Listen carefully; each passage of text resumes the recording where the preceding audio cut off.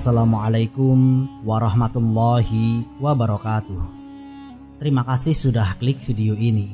Semoga kita selalu diberikan kesehatan, kelancaran rizki, dan semoga Allah Subhanahu wa Ta'ala mempermudah segala urusan kita. Amin, amin ya rabbal alamin.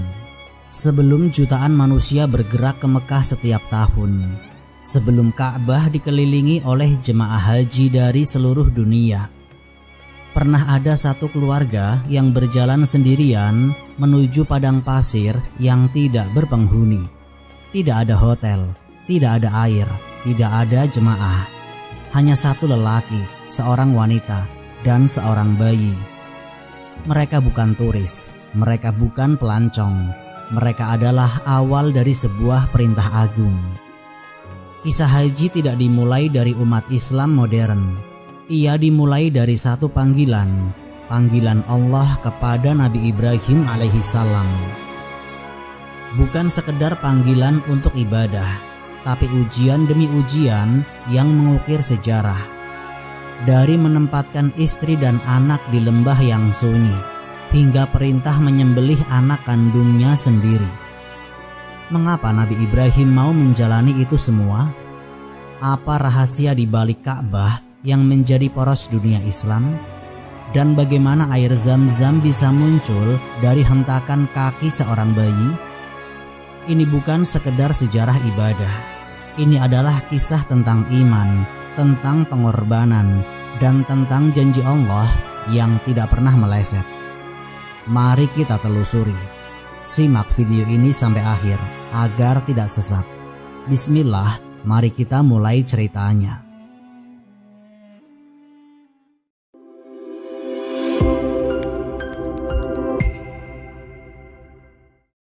Seruan yang menggetarkan langit.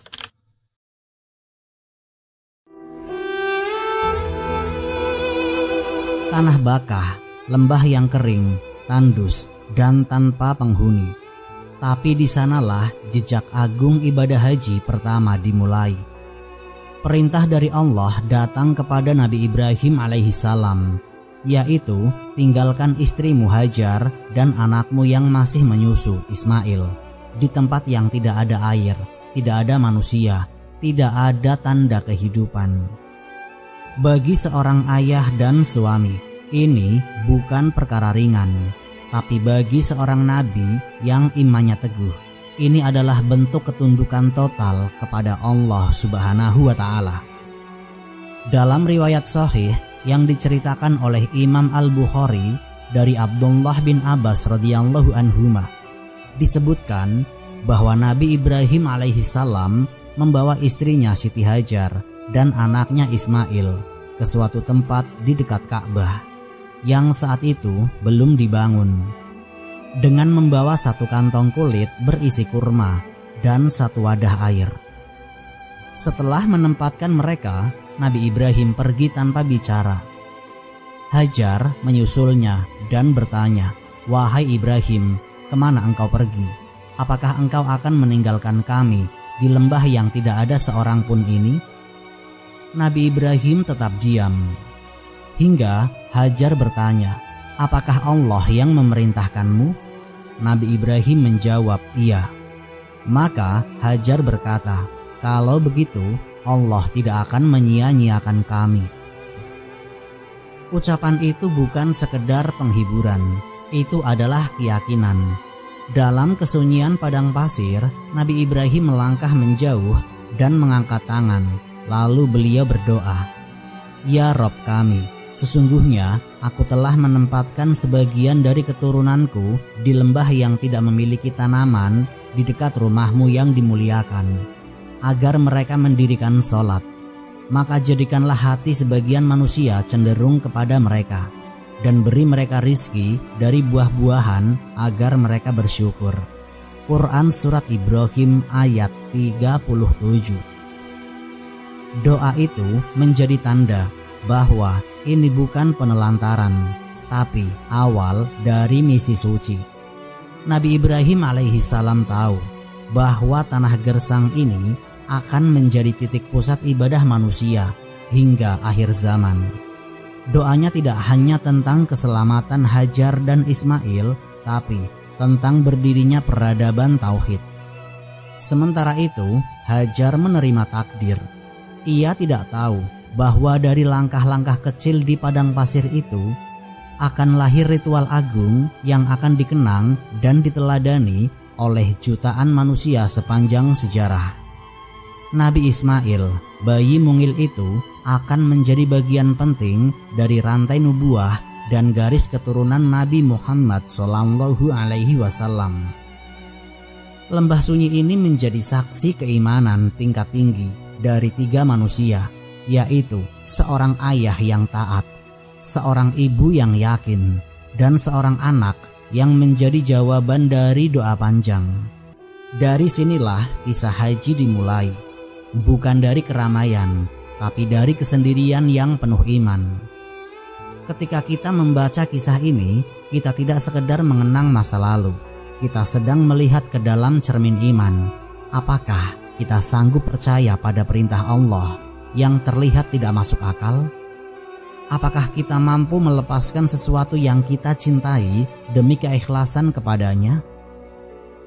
Inilah pelajaran awal dari haji, bahwa langkah pertama dalam perjalanan menuju Allah seringkali dimulai dari meninggalkan zona nyaman, menempuh jalan sunyi, dan berserah penuh kepada ketetapannya.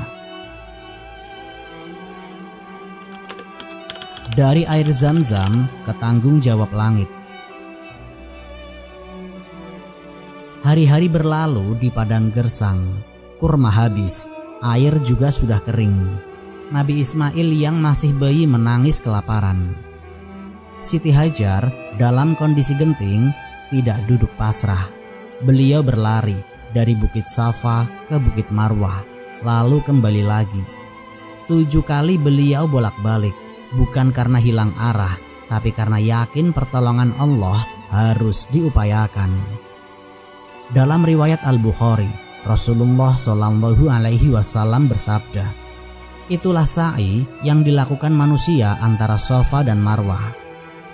Sayyidah Hajar bukan nabi, tapi aksinya diabadikan jadi bagian ritual haji. Sa'i bukan sekedar lari-lari kecil, itu adalah simbol bahwa tawakal bukan berarti diam. Lalu datang momen paling penting saat Sayyidah Hajar kembali ke tempat Ismail tergeletak. Beliau melihat air memancar dari tanah, dari bawah kaki Nabi Ismail alaihi salam. Malaikat Jibril datang dan menghentakkan tumitnya, memunculkan sumber air yang tidak pernah kering hingga hari ini. Air itu kemudian dikenal sebagai Zam-Zam. Rasulullah SAW bersabda, "Semoga Allah merahmati ibunda Ismail. Seandainya dia membiarkan Zam-Zam mengalir, niscaya akan menjadi mata air yang luas." Tapi Hajar segera membuat cekungan, menampung air, dan menyelamatkan hidup anaknya. Air Zam-Zam mengubah segalanya. Lembah gersang menjadi tempat layak huni. Akhirnya kabilah Jurhum datang. Mereka meminta izin untuk tinggal, dan Sayyidah Hajar mengizinkan mereka dengan syarat air Zam-Zam tetap dalam pengawasannya.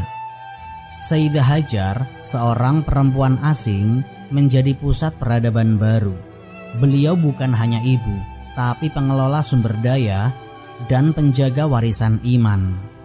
Nabi Ismail pun tumbuh besar di lingkungan Arab, belajar bahasa mereka, dan menjadi bagian dari mereka. Beliau bukan lagi bayi yang ditinggal. Beliau kini menjadi anak lelaki yang dibentuk oleh kesabaran ibunya dan doa ayahnya. Bahwa Allah tidak pernah menyia-nyiakan usaha. Doa harus dibarengi kerja, tawakal harus bersanding dengan gerak, dan perempuan dalam Islam bukan pelengkap, tapi penggerak sejarah. Dari air mata yang mungil itu lahir peradaban. Dari langkah kaki yang gundah itu lahir syariat. Dan dari keberanian seorang ibu lahir generasi yang menegakkan rumah Allah. Zam-Zam masih mengalir hari ini, tapi lebih dari sekedar air. Ia adalah pengingat, yaitu bahwa pertolongan Allah seringkali datang setelah usaha maksimal dan kesabaran total. Membangun Ka'bah dan menyeru haji. Setelah bertahun-tahun berpisah, Nabi Ibrahim alaihissalam kembali ke Mekah. Nabi Ismail kini telah tumbuh menjadi remaja yang kuat dan taat. Allah Subhanahu wa Ta'ala memerintahkan mereka membangun kembali Ka'bah, rumah ibadah pertama yang ditetapkan untuk manusia. Dalam riwayat sahih disebutkan bahwa Nabi Ibrahim membangun pondasi dan Nabi Ismail membantunya dengan membawa batu.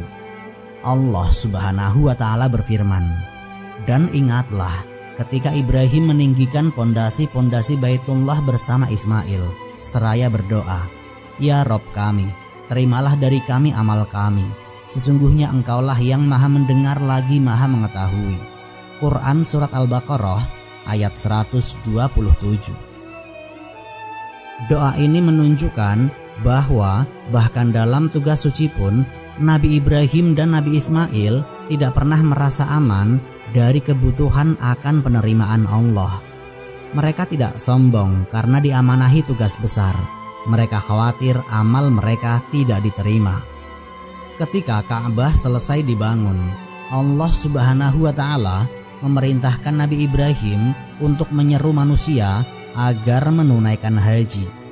Seruan ini bukan dengan pengeras suara, tapi dengan keyakinan. Nabi Ibrahim berdiri di atas bukit dan memanggil, "Wahai manusia, sesungguhnya Allah telah menetapkan atas kalian haji ke Baitullah, maka berhajilah." Diriwayatkan bahwa Allah Subhanahu wa Ta'ala membuat suara Nabi Ibrahim menjangkau seluruh umat manusia, bahkan ruh-ruh yang belum lahir. Dan siapapun yang menjawab seruan itu, maka ia akan mendapatkan taufik untuk melaksanakan haji. Perintah haji bukan datang dengan tiba-tiba. Ia lahir dari pengorbanan, dibangun dengan doa, dan diseru dengan keyakinan. Haji bukan ritual kosong. Ia adalah jawaban atas seruan langit yang dimulai oleh tangan-tangan Nabi yang membangun Ka'bah dan didengar oleh hati-hati yang siap memenuhi panggilan. Ka'bah tidak dibangun di kota besar, tapi di lembah sepi. Tapi dari sanalah pusat kiblat dunia bermula. Haji bukan hanya perjalanan fisik, tapi perjalanan sejarah dari Nabi Ibrahim ke Nabi Ismail hingga umat Rasulullah Shallallahu Alaihi Wasallam. Ketika seorang hamba menjejakkan kaki di Mekah, ia sejatinya sedang menggenapi sumpah ruhnya, menjawab panggilan Nabi Ibrahim, dan menyambung rantai tauhid yang dibangun oleh dua nabi yang penuh keikhlasan.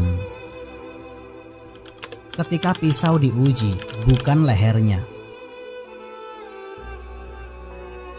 Setelah pembangunan Ka'bah selesai dan seruan haji dikumandangkan, datanglah ujian yang jauh lebih mengguncang jiwa, yaitu Nabi Ibrahim alaihissalam mendapat perintah Allah melalui mimpi. Perintah yang bagi manusia biasa terasa mustahil, yaitu menyembelih anaknya sendiri, Nabi Ismail alaihissalam. Allah Subhanahu wa Ta'ala berfirman, "Maka ketika anak itu sampai pada umur sanggup berusaha bersama-sama Ibrahim, Ibrahim berkata, 'Wahai anakku, sesungguhnya aku melihat dalam mimpi bahwa aku menyembelihmu, maka pikirkanlah bagaimana pendapatmu.'" Quran Surat As-Saffat ayat 102. Perhatikan, Nabi Ibrahim tidak langsung menjalankan perintah secara kaku. Beliau ajak bicara Nabi Ismail. Ini bukan karena ragu, tapi karena ujian ini juga menyangkut ketaatan sang anak. Dan apa jawaban Nabi Ismail? "Wahai ayahku, kerjakanlah apa yang diperintahkan kepadamu. Insya Allah engkau akan mendapatiku termasuk orang-orang yang sabar." Quran Surat As-Saffat ayat 102. Inilah kepasrahan sejati, bukan karena takut, bukan karena tidak percaya, tapi karena tahu ini adalah titah dari Rabb semesta alam. Dua generasi yang sama-sama tunduk pada kehendak Allah, yaitu sang ayah rela kehilangan dan sang anak rela dikorbankan. Nabi Ibrahim mengajak Nabi Ismail ke sebuah tempat di Mina. Dalam riwayat sahih disebutkan, beliau menidurkan Ismail dengan wajah menghadap tanah agar tidak melihat wajahnya saat pisau menyentuh lehernya. Tapi pisau itu tidak mampu melukai, bukan karena tumpul, tapi karena Allah menahan tajamnya. Dan kami panggillah dia, wahai Ibrahim, sungguh engkau telah membenarkan mimpi itu. Sesungguhnya demikianlah kami memberi balasan kepada orang-orang yang berbuat baik. Quran Surat As-Saffat ayat 104-105. Sebagai gantinya, Allah Subhanahu wa Ta'ala mengutus malaikat membawa sembelihan, yaitu seekor domba besar dari surga. Nabi Ismail diselamatkan dan kurban menjadi syariat. Dari peristiwa inilah asal-usul ibadah kurban saat Idul Adha dan pelaksanaan tahalul dalam haji. Jangan keliru, yaitu ini bukan sekedar cerita tentang tidak jadinya penyembelihan. Ini adalah kisah tentang bagaimana ketaatan mengalahkan naluri, bagaimana iman mendahului logika. Allah tidak menginginkan darah Nabi Ismail, tapi menginginkan ketundukan hati Nabi Ibrahim. Dalam hadis sahih dari Abdullah bin Umar, Rasulullah Shallallahu Alaihi Wasallam bersabda, sesungguhnya kurban itu akan datang pada hari kiamat dengan tanduk, bulu, dan kukunya. Sesungguhnya darahnya benar-benar akan jatuh di sisi Allah sebelum jatuh ke tanah. Maka relakanlah ia dengan lapang dada. Hadis riwayat Tirmidzi. Ritual kurban bukan tentang hewan. Ini tentang bagaimana manusia mendekatkan diri dengan melepaskan hal yang paling ia cintai. Untuk Nabi Ibrahim itu adalah anaknya. Namun untuk kita bisa jadi harta, kedudukan, bahkan keinginan yang bertentangan dengan syariat. Mina menjadi saksi, yaitu bukan hanya tempat lempar jumroh, tapi medan pembuktian bahwa iman tidak cukup dengan kata-kata. Ia butuh tindakan, dan tindakan itu seringkali menyakitkan. Dan dari sini kita paham, yaitu haji bukan perjalanan untuk menikmati kemegahan, tapi untuk menguji pengorbanan. Maka jangan heran jika ibadah haji itu berat, karena sejatinya ia adalah puncak simulasi iman, di mana yang diuji bukan tubuh tapi isi dada. Haji, iman, dan warisan yang tidak pernah mati. Ketika seorang muslim menapakkan kaki di tanah suci, mengenakan kain ihram, dan berjalan dari satu tempat ke tempat lainnya, dari Ka'bah ke Shafa, dari Mina ke Arafah, dari Musdalifah ke Jumroh, ia sedang mengulang kembali langkah-langkah para nabi terdahulu, bukan dalam bentuk nostalgia romantis, tetapi dalam rangka meneguhkan kembali janji ketaatan kepada Allah. Setiap ritual dalam haji bukan lahir dari budaya, tapi dari sejarah iman. Tawaf mengelilingi Ka'bah bukan sekedar putaran kosong, tapi mengenang pembangunan Baitullah oleh Nabi Ibrahim dan Nabi Ismail. Sa'i antara Shafa dan Marwah bukan hanya formalitas, tapi tiruan perjuangan Hajar yang mencari air dengan harap penuh kepada pertolongan Allah. Wukuf di Arafah bukan rutinitas massal, melainkan momen perenungan besar layaknya pengadilan akhirat. Dan kurban di Mina bukan tentang daging, tapi tentang siapa yang paling rela meletakkan kecintaannya di bawah perintah Allah. Apa pelajaran yang bisa kita tarik dari semua itu? Pertama, haji adalah perjalanan tentang ketundukan. Nabi Ibrahim alaihissalam tidak mendebat perintah Allah. Beliau menjalankan, meski logika manusia menjerit.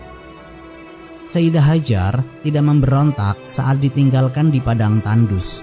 Beliau justru berkata, kalau Allah yang memerintahkan, maka dia tidak akan menyia-nyiakan kami. Nabi Ismail tidak kabur dari perintah disembelih. Beliau justru menenangkan ayahnya. Semua tunduk, karena semua tahu Allah tidak pernah salah. Yang kedua, haji adalah perjalanan yang menanggalkan status sosial.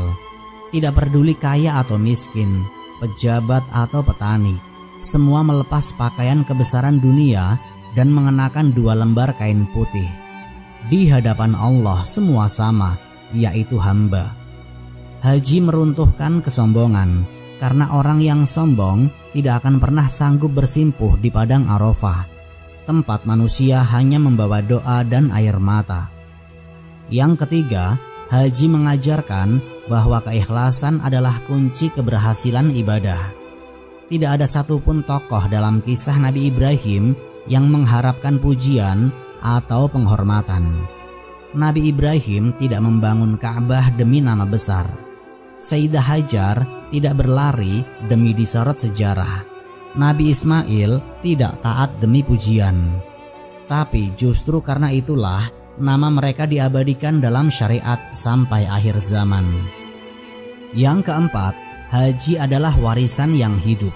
Ini bukan sekedar napaktilas sejarah, tapi pengejawantahan ajaran tauhid yang diwariskan dari Nabi Ibrahim diteruskan oleh Rasulullah SAW dan dijaga oleh umatnya. Maka siapapun yang berhaji, sesungguhnya ia sedang menapaki jalan kenabian, jalan yang lurus, penuh pengorbanan, dan dijaga Allah sampai hari kiamat.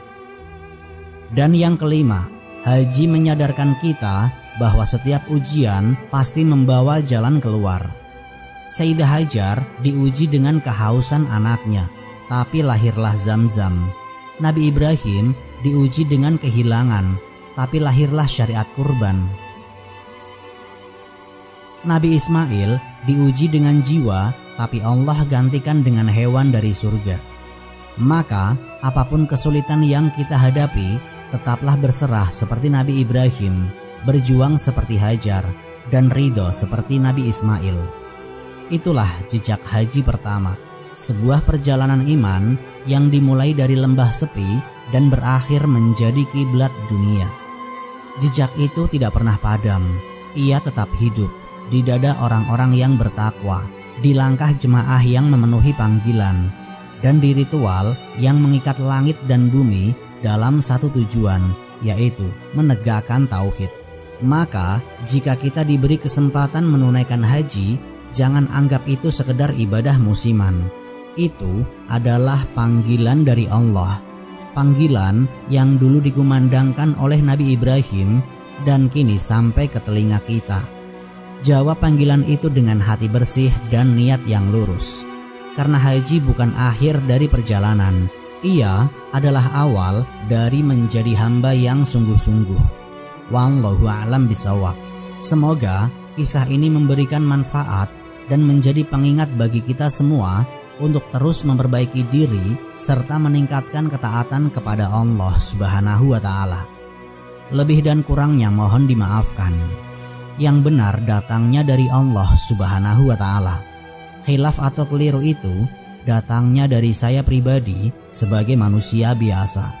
Sampai jumpa di kisah-kisah inspiratif berikutnya. Akhirul kalam, wassalamualaikum warahmatullahi wabarakatuh.